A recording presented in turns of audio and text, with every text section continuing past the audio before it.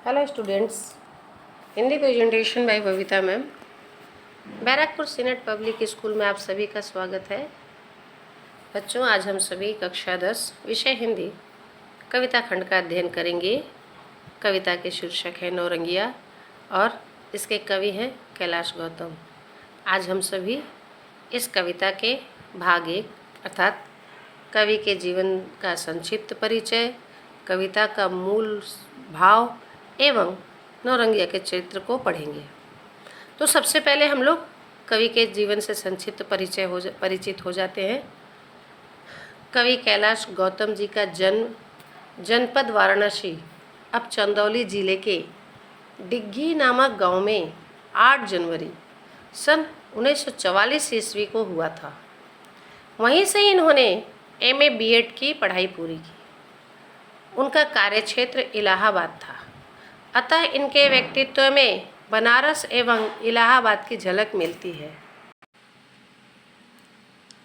इनकी प्रकाशित रचनाओं में सिली माचिस की तिलियाँ कविता संग्रह, जोड़ा ताल कविता संग्रह, 3/4 अंश भोजपुरी कविता संग्रह, सिर पर आग गीत संग्रह आदि है। 9 दिसंबर सन 2006 को इनका देहांत हो गया।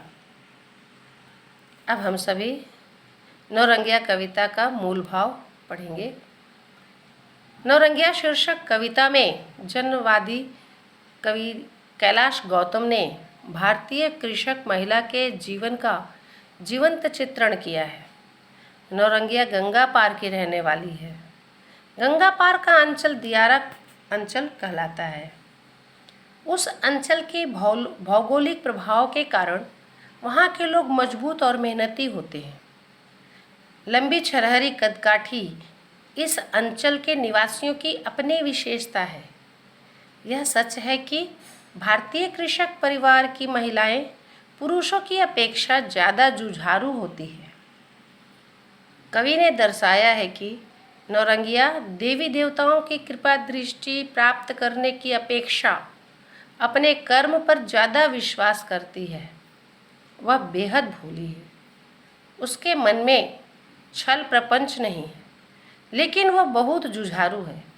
वह रसूखदार लोगों के आगे घुटने नहीं टेकती है। अपने दम पर वह खेती गृहस्थी का सारा काम संभाल लेती है। उसका पति आलसी निकम्मा है। वह ऐसे कोयले की तरह है जो जलावन के काम नहीं आता। ऐसे निकम्मे पति के साथ भी वह शान से जीती है। उसके साथ प्रेम पूर्वक जीवन बिताती है। उसके रूप गुण की चर्चा गांव घर में इस प्रकार होती है जैसे अखबार की किसी खास खबर की चर्चा होती है। नौरंगिया जवान है। उसकी मेहनती देह स्वस्थ और सुंदर है। उसका रंग इतना साफ है जैसे शीशे के बर्तन में रखा हुआ पानी पारदर्शी दिखता है। आम की गुठली से निकली कोमल पत्तियां जैसे हवा में हरदम कांपती रहती है, उसी प्रकार वह हर पल चौकन्नी रहती है।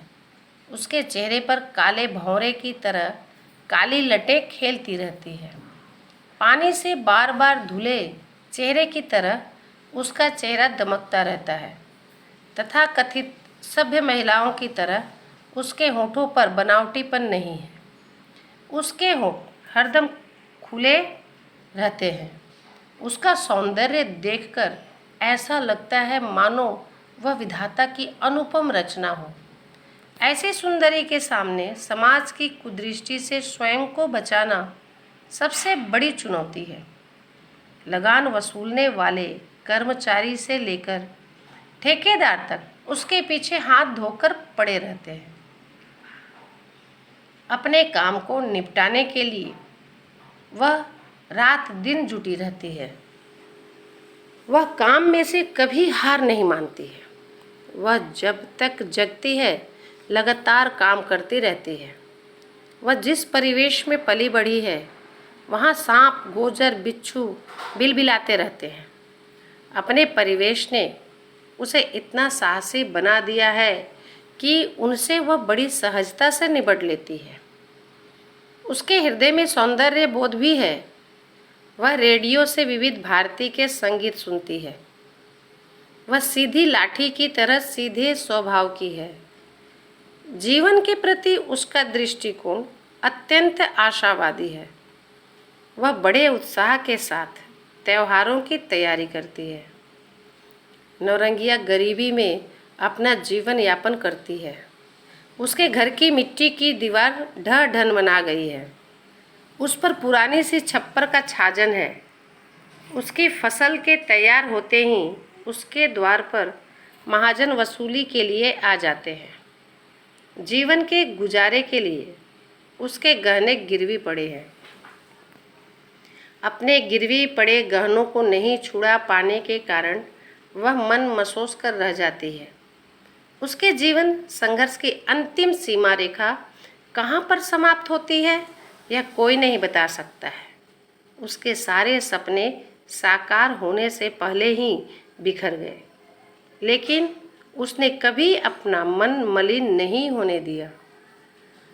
प्रतिकूल परिस्थितियों में भी वह मुस्कुराती रहती है। उसके पैरों में किसी की दी हुई चप्पल है। उसने कर्ज उधार लेकर अपनी देह पर नई साड़ी पहन रखी है। नौरंगिया के संघर्षपूर्ण जीवन के माध्यम से कवि ने भारतीय कृषक परिवार की महिला की करुण गाथा को अभिव्यक्ति दी है। अब हम सभी नौरंगिया कविता के आधार पर नौरंगिया के चरित्र चित्रण को पढ़ेंगे। नौरंगिया शीर्षक कविता में जनवादी कवि कैलाश गौतम ने एक भारतीय कृषक महिला के चरित्र का जीवंत चित्रण किया है एवं ग्रामीण जीवन की समस्याओं की ओर हमारा ध्यान आकृष्ट किया है। नौरंगिया कविता के आधार पर नौरंगिया की चारित्रिक विशेषताएं इस प्रकार है। ग्रामीण महिला। नौरंगिया गंगा पार की रहने वाली महिला है। गंगा पार का क्षेत्र दियारा अंचल कहलाता है। ग्रामीण सभ्यता के कारण वह सीधी सादी सरल एवं गरीब है। गांव में रहने के कारण वह अपने पति से अधिक कर्मठ एवं जुझारू है। कवि ने उसके निवास स्थान के बारे में कहा है, गांव गली की चर्चा में वह सुर्खी सी अखबार की है, नौरंगिया गंगा पार की है। दूसरा, पतिव्रता नारी। नौरंगिया का पति निकम्मा नामर्द और स्त्रैण प्रवृत्ति वाला यानी मौगा है। वह ऐसे कोयले की तरह है जो जलावन के काम नहीं आता। ऐसे निकम्मे पति के साथ भी वह शान से जीती है। उसके साथ प्रेम पूर्वक जीवन व्यतीत करती है। वह अपने बल पर खेती और घर का सारा कार्य करती है। कवि ने कहा है, मर्द निकट्ठू जनखा जोइला, लाल न होता ऐसा कोयला। उसको भी वह शान से जीती, संग संग खाती संग संग पीती। तीसरा, सुंदरता की प्रतिमूर्ति। नौरंगिया जवान है। वह स्वस्थ एवं सुंदर है। उसका रंग इतना उज्जवल है जैसे शीशे के बर्तन में रखा हुआ जल दिखाई देता है। उसके गोरे मुखड़े पर काली लटें खेलती रहती है, जैसे किसी सुंदर एवं ताजे फूल पर भंवरे मंडराते रहते हैं। उसका चेहरा चमकता रहता है। उसके होठों पर कोई बनावटीपन नहीं है। उसके चेहरे का निखार देखकर ऐसा प्रतीत होता है कि वह विधाता की अनुपम कृति है। कवि कैलाश गौतम जी की पंक्तियों में कसी देह और भरी जवानी, शीशे के सांचे में पानी, सिहरन पहने हुए अमोले, काला भंवरा मुंह पर डोले। चौथा, परिश्रमी नारी। नौरंगिया अपने काम को पूरा करने के लिए दिन रात शारीरिक परिश्रम करती है। वह काम से कभी हार नहीं मानती है। वह जब तक जागती है अपने काम में जुटी रहती है। वह बड़े उत्साह और उल्लास के साथ त्योहारों की तैयारी करती है। उसका जीवन उमंग एवं उल्लास से परिपूर्ण है। जब देखो तब जांगर पीटे, हार न माने काम घसीटे। जब तक जागे तब तक भागे, काम के पीछे काम के आगे। पांचवा, निर्धन नारी। नौरंगिया अत्यंत गरीबी में अपना जीवन व्यतीत करती है। उसके घर की मिट्टी की दीवार ढहने को है। उस पर पुरानी सी छप्पर की छावनी है। उसकी फसल जब पककर तैयार होती है तो उसके द्वार पर वसूली के लिए महाजन आ धमकते हैं। उसके सारे गहने गिरवी पड़े हैं। उसके पैरों में किसी की दी हुई पुरानी चप्पल है।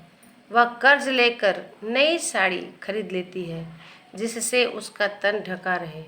कवि के शब्दों में, ढहती भीत पुरानी छाजन, पकी फसल तो खड़े महाजन, गिरवी गहना छुड़ा न पाती, मन मसोस फिर रह जाती। इस प्रकार हम देखते हैं कि नौरंगिया एक आदर्श, परिश्रमी, स्वाभिमानी, साहसी और आशावादी भारतीय कृषक महिला है।